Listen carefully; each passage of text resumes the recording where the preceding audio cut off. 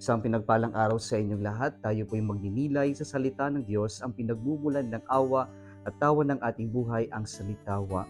Today we are celebrating the memorial of Saint Francis de Sales. Sa ating ebanghelyo ngayon, narinig natin na si Jesus ay nagpunta sa bundok.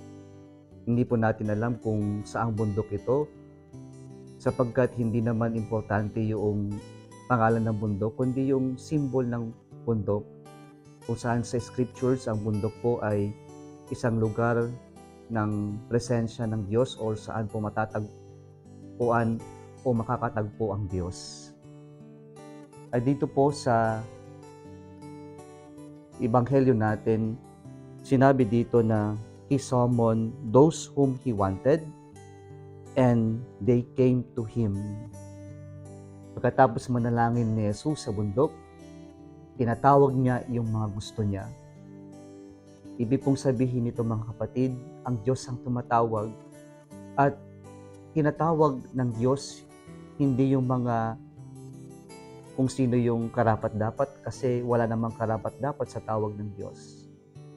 Pero ang sabi dito, yung mga pinili, yung mga gusto ng Diyos. And so it is God who qualifies those whom He calls. And then, after the calling, the response, those whom He summoned came to Him. Kapag may tawag, mayroon ding pagtugon. Mga kapatid, pinapaalala sa atin ngayon na lahat tayo tinatawag ng Diyos. Ang kailangan lamang ng Diyos sa atin ay tayo'y tumugon sa Kanyang paanyaya. And so, invitation and response always come together in the plan of God, in the mission that Christ left us here on earth. At dito po, yung 12 tinawag ni Jesus ay tinawag niyang mga apostol. Iba po ang apostol sa disipulo. Ang disipulo po, coming sa Latin word na discere, is someone or to learn.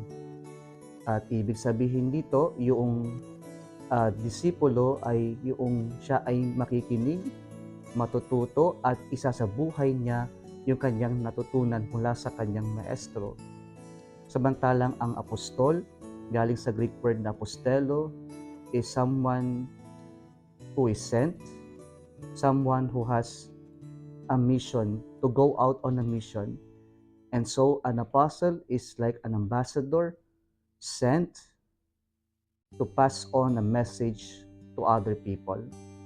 At ito yung 12 na pinili ni Jesus na kanyang isusugo para po ipahayag, ituloy ang misyon ng Panginoon. Mga kapatid, lahat po tayo ay inaanyayahan at sana tutugon tayo na magtrabaho sa misyon ng Panginoon. That we would respond and dedicate our lives to the mission Christ has left us. Tayo ang magiging mga mata, bunganga o bibig, kamay, paa ng Panginoon para ipagpatuloy ang kanyang misyon dito sa mundong ito. Will you say yes to God's invitation? Kung nagustuhan mo ang video na ito, huwag kalimutang mag-like, i-share at mag-subscribe sa Salitawa Facebook page and YouTube channel. Muli isang pinagpalang araw sa inyong lahat.